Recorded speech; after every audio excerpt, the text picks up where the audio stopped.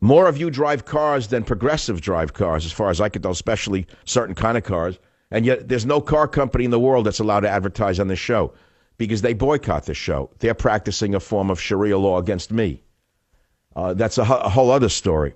So I understand what boycotts are, and I understand how the world works. And that's how it's done in a civilized society.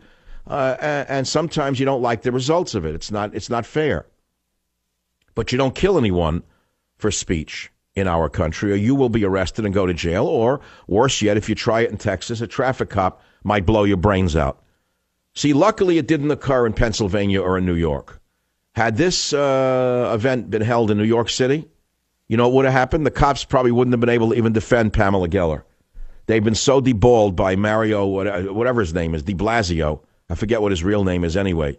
I think it's Goethe or Goebbels. I don't know what it is. Some German name. He converted it to Blasio to appeal to Italian voters in the district. No, that's the absolute truth. But de Blasio, the Sandinista-loving mayor, has so intimidated the police in New York City, as have the cops in Baltimore, that they can't even defend people anymore, let alone themselves. They're getting shot on a regular basis.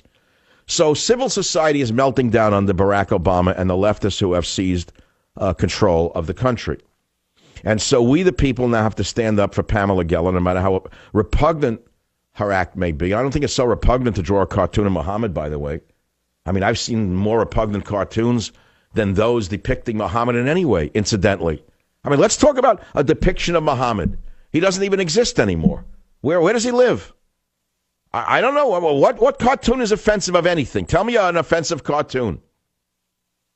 So why is a picture of a prophet of the Muslim religion different in the visual form than any other image? How about burning the American flag? Why, just 2 weeks ago, Muslim students burnt an American flag on a campus in Michigan. I think they're from the same area we're talking about there, where there's a large Muslim community. And they burnt the flag, and a female naval officer had the guts to stand up to them, grab the flag away, stamped the fire out. She was arrested by cowardly police who said that the Muslim students had a right to burn the American flag. Well, technically the cops were right, but they were wrong in arresting her. So what I'm saying is, I find it very repugnant to trash the American flag and burn the American flag. To me, it's fighting words. I'd like to hurt the people who do things like that, but I know better. I know that if I do that, I'm going to be arrested. So we have almost unlimited freedom of expression in America. Otherwise, the filthy, degenerate drug addicts on Showtime, the filthy, degenerate drug addicts in the movies, the filthy, degenerate Showtime and HBO so-called comedians wouldn't make a dime. But we have to put up with their filth, their anti-woman, anti-family, anti-Christian rhetoric on a daily basis. How do we do it? We don't watch them. That's what America is all about. And so we can talk about these things. Both topics are in play. The minute I return, I'll take your call. Well, let me take a call right now. 855-400-7282. Mike on WMAL. Go ahead, please. What's on your mind? Rich, can you hear me? Yes, what's on your mind? Yes, I've been listening to you for 5 years. I want to identify as I'm a crazy libertarian gay man, and I've never heard you say anything that I found offensive. I heard you were a homophobe. When I heard you were coming on WMAL, I was completely freaked. And then I started listening to you. And I don't always agree with you, but I'm a great admirer of you. And because many people put Michael Savage down never having listened to me. And this hatred was spread by Media Matters, a front group of George Soros, the most dangerous man on the planet, in my opinion. But what I'm saying is, Mike, thanks for at least listening and giving me a chance. Listen, I define myself as a sexual libertarian. I think you've heard me say that, haven't you? Yes, sir. All right, well, there it is. I mean, what do I care what the other man does to pleasure himself? What's in my business? I'd like to make one other point. I don't understand why that should be my business, how somebody chooses to pleasure themselves. I've said the line is drawn with the children. That's all. Leave them alone. But anyway, that's a separate topic. We're talking about freedom of speech here. You have found out that Michael Savage is not the Michael Savage you were warned about when I came on WMAL, because I'm not. Or else Cumulus never would have hired me. They had the sharp enough ears to understand who I really am as opposed to who people say I am. I only wish advertisers were as open-minded as you are. One other quick point, sir. Where was the left going crazy about crucifixes and icons being covered with feces and piss in some... Mike, I was on the radio when it happened in the mid-'90s. It was done at the Brooklyn Museum and elsewhere. It sickened me. The Catholics in New York were particularly offended. The Catholic League was so angry. They wrote letters and this and that, but they didn't shoot anybody, Mike. No, we don't do that. So on top of it all, are you a Catholic who goes to church?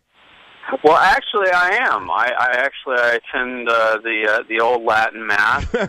So you're a libertarian, gay Catholic traditionalist. I like that. That's a nice combination. And I follow the church's teaching. I'm celibate. Wait a minute. You're a gay celibate. Okay. How does that work? Well, let's not go into that. I mean, that's a little too intimate. But, I mean, the word gay and celibate, I understand how that works. Meaning you identify as a gay man, but you don't engage in sexuality with others. Is that it? Well, absolutely. You know, when people ask, well, why did you choose to be gay? That's like asking someone, well, why do they like chocolate ice cream or why do they like vanilla ice cream? No one in their right mind, other than certain lesbians, I've never met a gay man who chose to be gay. Why would you choose that? I don't know. It's a lot of trouble on Earth. Choose to be ostracized by your family. Yeah, that's right. It's a lot of trouble to choose that. I don't think many choose it. I think it's chosen for them, but that's a separate topic of. And again, it's something I shy away from, Mike, because I can easily be misinterpreted. I say, as Rabelais wrote, "Fais ce que voudras," do as you will, just leave me out of it. I'm not interested, and don't hurt the children. And that goes for everybody, heteros as well. Same thing, Mike. You know, because if you break it down, by the way, gays do about the same thing that a lot of straight people do sexually. That's the conundrum, by the way, on the gay issue. This is an interesting problem for some people who get logically trapped. You say, well, why do you hate gays? You say this, it's that. First you say it's unnatural, then you say, wait, I can show you in the animal kingdom it is natural. That blows that argument away. Then I've heard them say, well, because gays do things with each other that's unnatural. I said, well, then why do men and women do the same thing? So, I mean, I've heard it. So I've covered this argument from many different sides, Mike. But the issue today is the Muslim world and how they treat gays, isn't it? Well, I mean, if you're gay and you're in a Muslim country that practices Sharia, I mean, you're going to end up. Well, I mean, we're going to end up just like, oh, let's talk about the 300 Christians that were just massacred by ISIS, you know.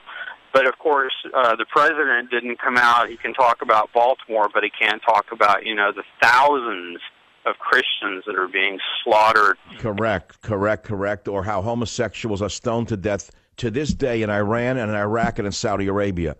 That's right. And the entire gay community in America should recognize the danger they are in by not understanding the danger they are in with Sharia law and which side they should be on this issue. They should see it the way you do, Mike.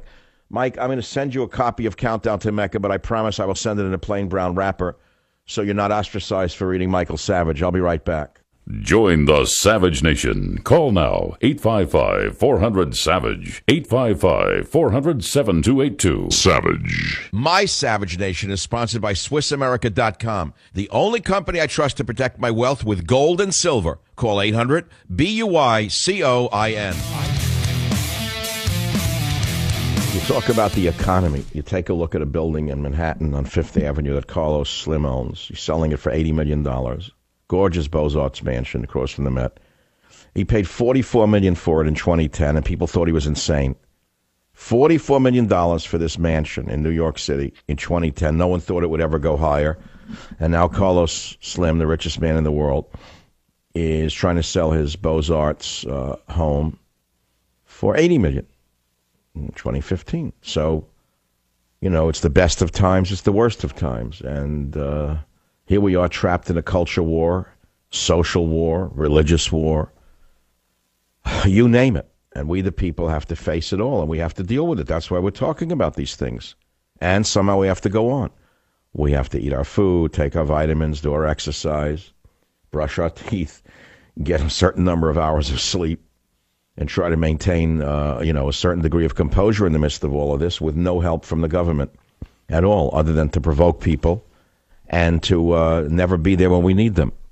Sylvie on KKOH in Reno, Nevada. Welcome to the Savage Nation. What's on your mind? Thank you. I was just calling about Pamela Geller. I think she deserves a medal. She is so courageous.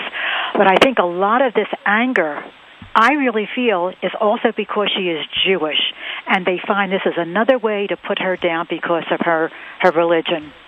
Well, I don't believe that's true. The Muslims for sure don't like Jews. That's in their Quran. Now, there may be some modern Muslims who don't think that way, just as there are modern Christians who, think for themselves. I understand that. I have a Muslim acquaintance who owns a restaurant in San Francisco, the nicest guy you could ever meet. His name is Mo. When you hear the word Mo, it means Muhammad, by the way. You don't know where the word Mo comes from. Nice guy. He's about as religious as most fallen Catholics or Jews are. He doesn't walk around with a Quran, hating everyone. And he joked with me. He said, we have a saying in the Muslim community that when the Jews fast, the Muslims starve, which is very funny because he's a restaurant owner. You know what I'm saying? So, yeah, in that case, maybe. But I don't think Bill O'Reilly's attacking Pamela Geller because she's Jewish. I don't think Donald Trump is attacking Pamela Geller because she's Jewish. So I don't think your argument holds water with regard to the media people. I think it holds water with regard to the fanatics on the religious side. You know what I'm saying? Greta, she was practically spitting. She was so emotional. Greta is a hateful individual. All the surgery in the world can't hide that hatred. I wouldn't say it's the Scientologist in her because, Tom Cruise doesn't look like he's that twisted. But I used to call her Scarface for a reason. Her soul is scarred by something. Well, you think she doesn't like it because of her religion? Join the Savage Nation. Call now, 855-400-SAVAGE, 855-400-7282. Savage. First Amendment absolutist. I live on it. I find many things that others say repugnant, but I check myself because I realize many people find what I say repugnant, no matter what I say. So I'm very reluctant to say you should limit free speech, except when you yell fire in a crowded theater. And the Supreme Court has upheld it with a very, very sweeping liberal view of what the First Amendment actually says, permitting some of the most vile hatred to be protected, such as the Westboro Baptist Church signs at military funerals. So I don't think you're going to get the Supreme Court to redefine the First Amendment any day soon. And yet you have individuals on Fox News, such as Bill the Leprechaun O'Reilly and Greta the blank Van Susteren, attacking Pamela Geller, and she does it very cleverly. She wraps herself in the police. Susteren says the cartoon event endangered police, which is utter nonsense. They were hired to protect her. You know that, Greta. You're doing it just to try to have it both ways.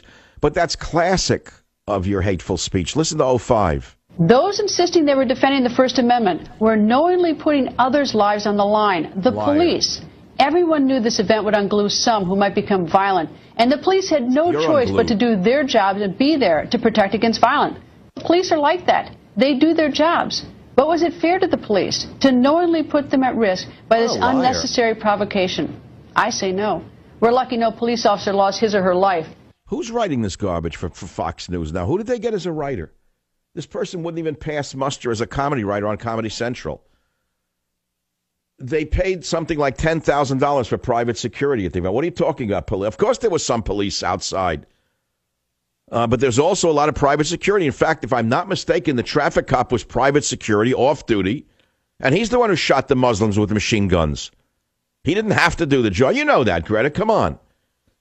I mean, some would say you put people at Fox News at risk with your forked tongue. And you put police at risk in New York City because the leftists hate you. The leftists would like to close down. Listen to this. The leftists hate Fox News. They'd like to close down Fox News. They hate it. They consider it a fascist outlet, which it is not. It's a very fair outlet, very middle of the road, does a wonderful job by and large. But for her to argue in this specious manner that the event in Texas endangered police officers is ludicrous. Crazy. KSFO Radio. Brian, welcome to the Savage Nation. Hi. I wanted to talk about the difference between freedom of speech and freedom of expression that you covered earlier. You know, where go ahead. Make your point. Go ahead, please. Well, say a graffiti artist is expressing himself, but he's not free to do that.